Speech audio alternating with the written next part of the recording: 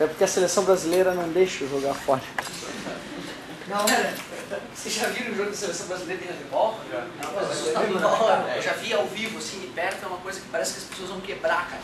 Na hora que o cara chega e vai arremessar na barreira ali, a impressão que dá é que vai sair pedaço de mão pra tudo que é lá. É muito legal isso aí. Galera, olha só. Vamos fazer uma revisãozinha sobre o que a gente viu naquela aulinha bem curta, né? Nos minutos finais da aula passada. E vamos avançar em alguns conceitos que essa aula 5 traz. Como eu disse a vocês, eu não faria essa aula 5 se eu fosse escrever a apostila, eu colocaria esses elementos ao longo das aulas. Só que ele já preferiu discutir esses elementos que volta e meia aparecem, para que na hora que tu lê sobre eles tu não ficar confuso. Primeiro a gente discutiu rapidamente o funcionamento de aparelhos elétricos. O que ficou definido? Que se liga numa tensão maior, queima. E se liga numa tensão menor, não funciona direito, mas também não queima. Claro que o ideal é sempre ligar o aparelho na sua tensão nominal, né? Isso é evidente. Legal. O que é uma chave? É um interruptor de liga e desliga, galera. E aí na hora de representar, para representar de maneira simples, a gente pega e faz assim, ó, o fio aberto, uma perninha dobradinha. E aí tu pode, né, fechar ou abrir. Nesse caso, se está aberto, o circuito está desligado, não passa a corrente. E se tu vai lá e fecha a chave, o circuito começa a transmitir corrente. Aliás, vamos relembrar, sentido real e convencional, muito importante. Alguém lembra essa história? Real, mais e menos ali negativo. Botar o mais e menos ali. Isso, ó, vamos botar o mais e o menos ali nas barrinhas. Então é mais, pequenininha é menos. Larga barrinha positiva no fio. Os opostos, os iguais. Então a corrente convencional vai ser nesse sentido, no sentido anti-horário. Em compensação, depois os caras descobriram os elétrons, né? Qual foi a experiência mesmo que definiu a geometria atual do átomo? Isso, da fina lâmina de ouro de Rutherford Bohr. Parabéns. Então os elétrons, depois dessa experiência se descobriu a existência dos elétrons e suas cargas. Então nós sabemos que o sentido real da corrente elétrica é o oposto do convencional. Beleza. Então a chavezinha é só mais um elemento que a gente pode, né, abrir e fechar, desligando ou ligando aquela parte do circuito. Curto-circuito, que história é essa? É tu simplesmente pegar e abrir um novo caminho em cima de um elemento, tipo um resistor. Quando tu pega fio e conecta em cima do resistor, tu fez um curto-circuito. Aí pensa, tu é um elétron. E aqui tem uma bifurcação. Por essa estrada tu paga uma taxa, por aquela estrada tu não paga taxa nenhuma. Porra, ninguém vai querer ir pela região que paga taxa, né? Então o que acontece é que esse cara deixa de existir. Quando tu faz um curto-circuito em cima de um elemento elétrico, ele simplesmente é abandonado do circuito. Ele não existe mais. Ele não funciona mais. E por que dá problema, professor, curto-circuito? Imagina, mesmo que isso aqui fosse uma bateria, 12 volts. Quando estava a lâmpada ali ligada, essa lâmpada resistia à passagem de corrente elétrica, não é isso? Então a lâmpada esquentava, a corrente fluía lentamente, seguro estava. Quando tu pega e faz isso, ó, pss, meu Deus, cara, a bateria continua ali. Vamos fechar o circuito, senão não vai ligar, né? A bateria continua ali, só que agora tem alguma resistência no circuito? Não tem resistência nenhuma, cara. A corrente vai ser tão alta que vai derreter os fios, vai sair aquela faiscada para tudo que é lado, é bem bizarro. Então, por isso que o curto-circuito pode ser perigoso. Porque, eventualmente, ele tira a resistência do circuito, a corrente passa muito rápido por ali, gerando muito aquecimento. O famoso efeito... Alguém lembra o nome disso? Efeito Joule. Eu ainda não falei sobre isso, então. Efeito Joule, galera, é a transformação de energia elétrica em energia térmica. Sempre que alguma coisa esquenta na tua casa, o fenômeno que está ocorrendo é o efeito Joule, certo? Como é que é? Isso acontece se alguém chegar lá e botar um... Não, ele pode acontecer, por exemplo, uma tomada. Ela pode entrar em curto devido à umidade, certo? Se tiver um dia muito úmido, né? E de repente há uma casa perto da praia, então começou a ter depósito de sal na parede. Aí um dia muito úmido, aquela água salgada vai escorrendo e escorre por cima da tomada e entra em contato os dois plugs da tomada, certo? Vai dar um curto-circuito na tomada. Se alguém estiver em casa vai tomar um susto, certo? Mas aí um outro elemento aqui, ou esse vai salvar a vida dessas pessoas, certo? Antigamente as casas não tinham disjuntores, as casas tinham fusíveis. Olha o nome do cara, fusível. Que história é essa? É um elementozinho que se coloca no circuito e ele é fusível, ele pode fundir.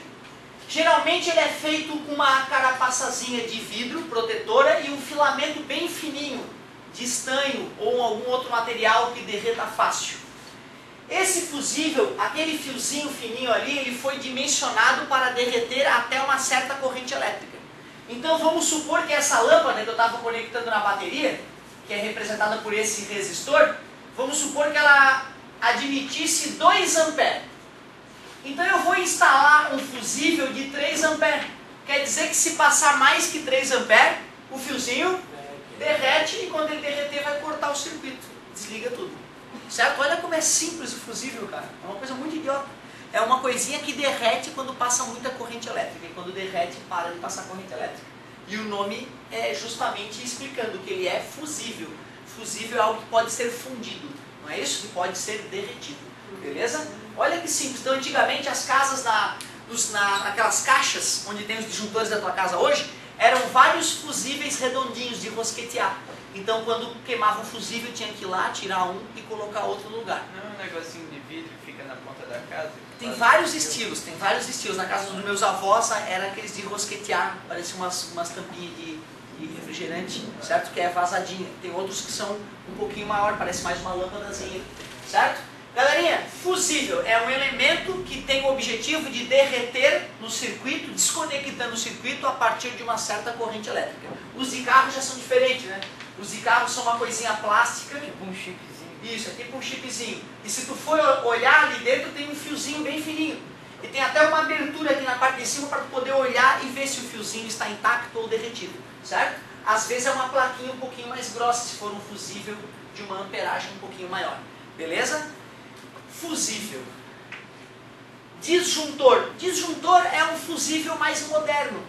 Ele não só desliga quando ocorre um aumento da corrente elétrica, ele também pode desligar para um aumento de voltagem, dependendo do circuito, do disjuntor. E o bacana do disjuntor é que depois que ele dá problema, que ele desliga, né, tu vai lá nele, desarma ele, arma de novo e ele volta a funcionar. Não precisa tirar do circuito e botar um novo porque derreteu. Então, é o que vocês têm em casa.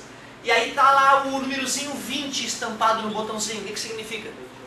Que pode passar até 20 amperes. Se passar 20,5, ele desarma. Certo? Ele desarma. Aqueles disjuntores, eles não são super ultra seguros.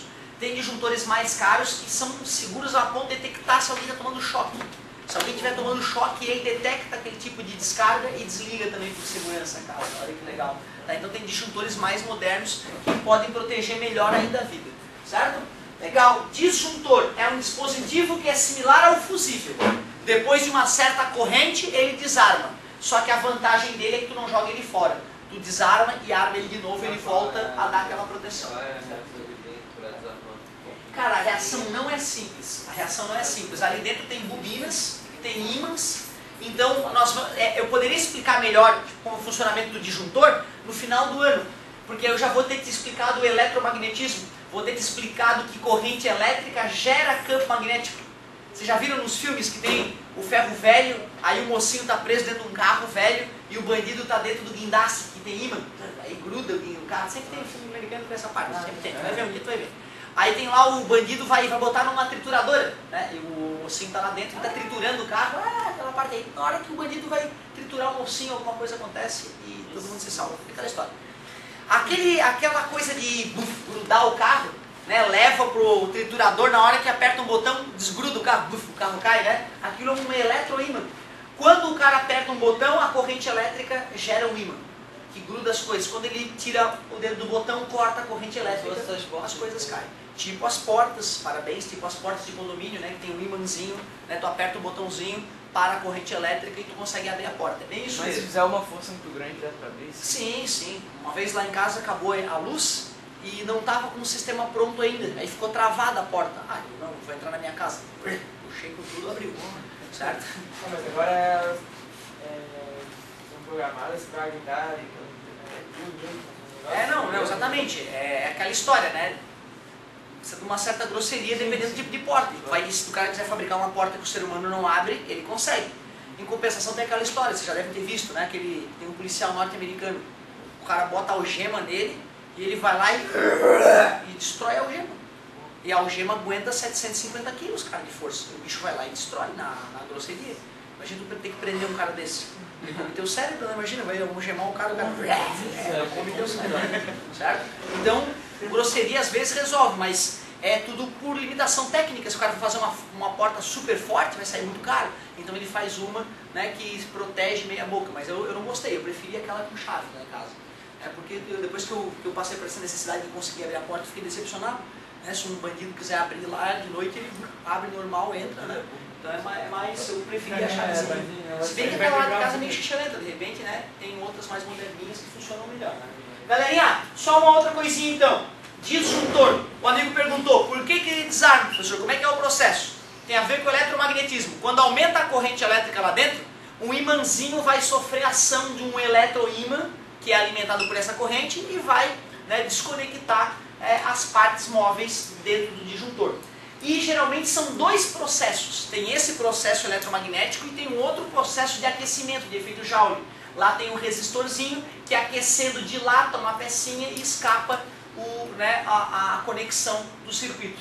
Assim o cara está protegendo dois tipos de choque, né? O choque causado por excesso de corrente e o choque causado por excesso de voltagem também, porque aumentando a voltagem, né, aumenta a corrente elétrica e, portanto, o efeito eletromagnético, certo? Mas é bem delicado. Eu lembro que um amigo meu, um conhecido meu, que fez engenharia mecânica um pouco antes de mim, foi um cara que eu conversei com ele para me estimular a fazer engenharia. Ele estava fazendo mestrado e no mestrado dele ele estava aprimorando disjuntores. Uma empresa contratou ele para fazer um estudo em disjuntores e ele estava aprimorando.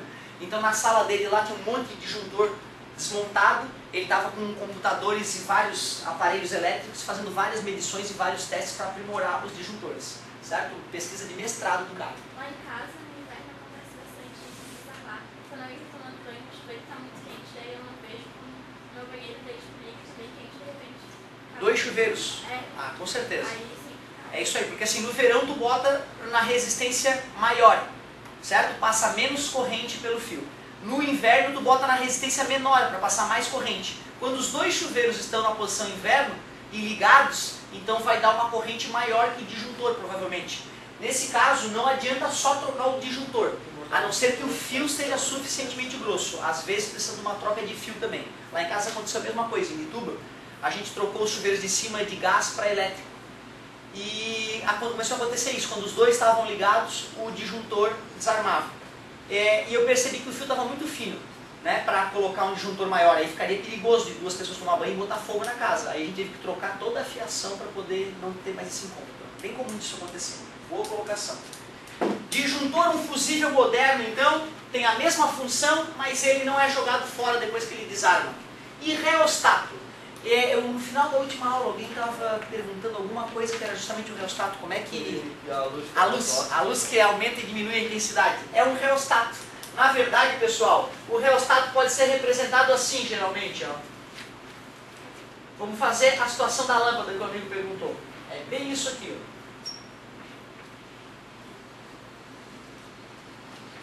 Ó. A gente representa o reostato dessa maneira. Ou seja, é um resistor que muda o valor da sua resistência, certo? Então, quando o cara gira o botãozinho lá, se o cara gira para um lado, ele aumenta o valor da resistência. Desliza um cursorzinho em cima de um resistor, aumenta o valor da resistência, passa menos corrente pela lâmpada, a lâmpada brilha menos. Aí tu gira o botãozinho para o outro lado, a resistência elétrica do circuito vai diminuindo, certo? Passa mais corrente, a lâmpada brilha mais. Tá? Então aquilo é um reostato, ou também chamado potenciômetro. Ou seja, é um resistor que muda de valor. E a lâmpada tem que ser específica? Tem que ser a incandescente, a lâmpada convencional. A lâmpada fluorescente ela é fabricada para trabalhar numa voltagem específica, numa corrente específica. Então ela pode queimar se tu ficar variando a corrente que atua nela. Essa lâmpada não. Quanto menor a corrente quanto menor a voltagem que tu bota nela, menor é o brilho que ela emite. Certo? E ela é feita, por exemplo, uma lâmpada de 220 volts, para funcionar 220 volts brilhando no máximo que ela pode, certo? Mas se tu trabalhar com ela abaixo daquilo, ela vai durar mais. Pelo contrário, vai ser bom então. certo? Então por isso que nesse caso a lâmpada incandescente pode ter um reostato que regula a intensidade luminosa, certo? Muito boa pergunta. Então reostato nada mais é que um resistor variável, de resistência variável, só isso. Professor, eu não entendi esse desenho maluco ali, ó. Não, aqui assim, ó, se a conexão estiver aqui, toda essa área é usada para a corrente elétrica percorrer. Aumenta o valor da resistência do resistor, do reostato. Se eu conecto aqui, ó, só essa parte está no circuito, né? Diminui o tamanho e, portanto, o valor da resistência. Passa mais corrente, a lâmpada brilha mais. Beleza? Então, alguns conceitos que faltavam ser discutidos nessa aula. Peraí, mas como é que funciona isso? Não, é que assim, eu estou fazendo o esquema técnico para representá-lo. Né? Na casa das pessoas isso está assim, ó. É um botãozinho redondo, sobe e desce. certo? Alguns de ventilador, né? Às vezes é mais comum o de ventilador. É o de subir e descer. De lâmpada também? Ah, o que gira? Isso. De venti- Também qualquer coisa. Até o volume do rádio, gente.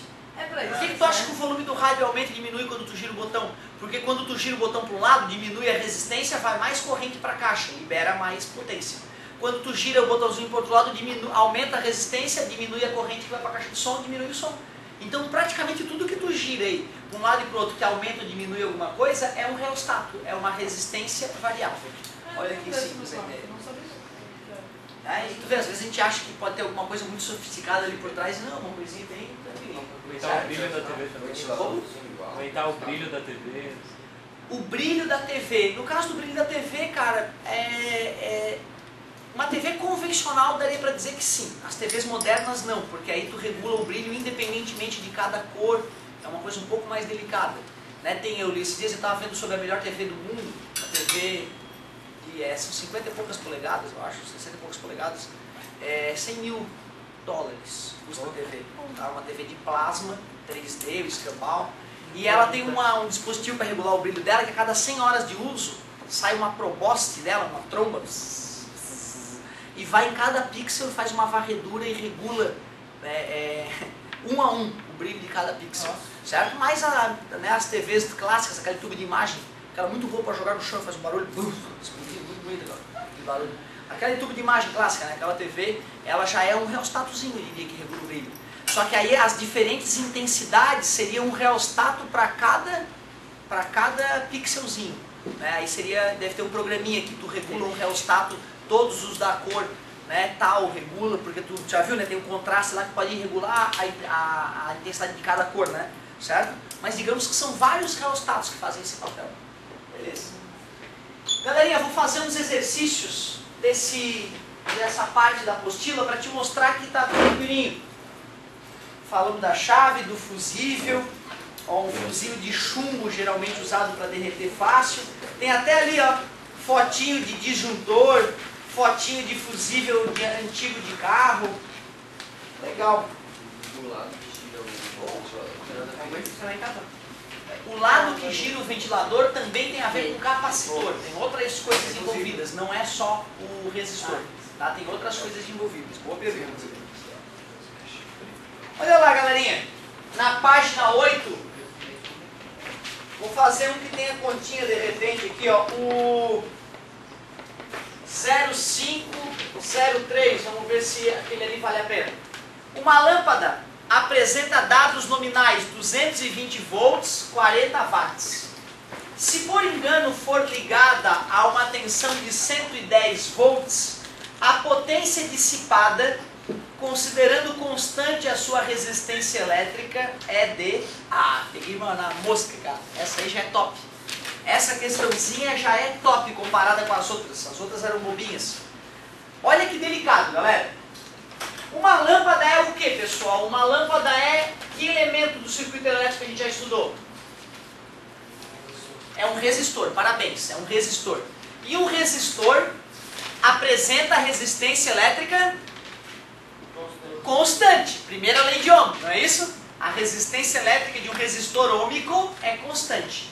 Quando ele fala que a voltagem é 220 volts e que a potência é 40 watts, eu já sei a resistência da lâmpada? Não, né? Mas dá para calcular a resistência dessa lâmpada. E é a resistência que vai se manter. Como é a resistência que vai se manter? Eu primeiro tenho que calcular a resistência dela e usar essa resistência em 110 volts, que é o que ele quer saber, né? Ele quer saber, quando eu ligar em 110 volts, qual vai ser a potência dessa lâmpada. Então o cara tem que lembrar nessa hora que o que se mantém constante é o valor da resistência. Vou achar a resistência e aí vou calcular a potência que ela está dissipando em 110 volts. Ah, legal, nós vamos precisar das fórmulas de potência. Vamos tentar lembrar de todas elas. A primeira fórmula de potência que eu te apresentei é P igual a V vezes I, né? Só que com essa fórmula aí já dá para calcular a resistência? Não, aí nós vamos ter que pegar aquela fórmula anterior, V igual a R vezes I, e substituir. Uma das possibilidades é R vezes I vezes I, fica R vezes I ao quadrado. Ajuda? Não. Então vou isolar o I, fica V sobre R, substitui aqui o V sobre R, vai ficar V ao quadrado. Essa aqui então seria a fórmula mais prática, né? Porque eu sei a potência, sei a voltagem e calculo a resistência elétrica, certo? Professor, não seria mais fácil usar a primeira fórmula, calcular o I, e depois fazer a segunda fórmula para calcular o R? É pessoal, aí é muito pessoal. Vou P igual a V ao quadrado sobre R. Potência, 40. Voltagem, 220 ao quadrado. Posso escrever assim? Obrigado. R está dividindo, passa. Está multiplicando, passa. Vai ficar 220 vezes 220 sobre 40. Assim, ó, vai ficar bem gostoso de fazer a conta. Ó. Tira um zero e um zero. Divide por 2 esse 220 dá 110. Divide por 2 esse 22 dá 11. Aí o 4 sai lá de baixo, né? Que eu dividi por 4 em cima e dividi por 4 embaixo. Ficou 110 vezes 11. 11 vezes 11? 121, né? Com o zero do 110, 1210 ohms. Pô, professor, não imaginava, hein? Uma lâmpadazinha de 40 watts, fraquinha, ó, de 220 volts, precisando de uma resistência de 1210 ohms. Certo? Não, mas é que eu nem comecei a terminar a conta ainda, né? Certo? Eu só comecei a terminar. Galerinha, isso, ele quer saber a potência em quantos volts? Em 110, ele ligou errado. P igual a V ao quadrado sobre R. P igual, voltagem, 110 vezes 110. Já que é o quadrado, né? E a resistência? Isso. Ah, não, eu não vou colocar 1210. Eu vou colocar 110 vezes 11. Deixa eu colocar 110 vezes 11. É bem mais legal, né? Oh, vai ficar legal, olha ali que beleza. 110 dividido por 110, 1. E 11 dividido por 11, 1 também, com um zero atrás, 10. Parabéns. Claro que depois de fazer isso uma vez na vida só, tu vai perceber o seguinte, que quando a voltagem cai pela metade, a potência cai 4 vezes. Claro, tá ali, ó, V ao quadrado. Com certeza a potência é diretamente proporcional ao quadrado da tensão. Se a tensão cai pela metade, a potência cai 4 vezes. Não precisaria ter feito conta nenhuma para responder. Mas como eu quero que tu aprenda melhor, o certo era fazer a conta as primeiras vezes. Se aqui caísse 3 vezes a tensão, a potência cairia 9 vezes. Parabéns. Se aumenta 5 vezes a voltagem, o que acontece com a potência? Aumenta 25 vezes. Show de bola, parabéns, galera. Então eu fiz o que é de pior, cara. Peguei já a pior questãozinha dessa área. E a tua tarefinha seria, então, arriscar algumas dessas questões aí. Vamos pegar, deixa eu ver, faz a página 8, de repente. E a 9, ó, página 8 e 9, a tarefa dessa parte. Deixa eu escrever no quadro, né? De repente só o áudio não é o suficiente para a gente confirmar. Tarefa dessa aula, então.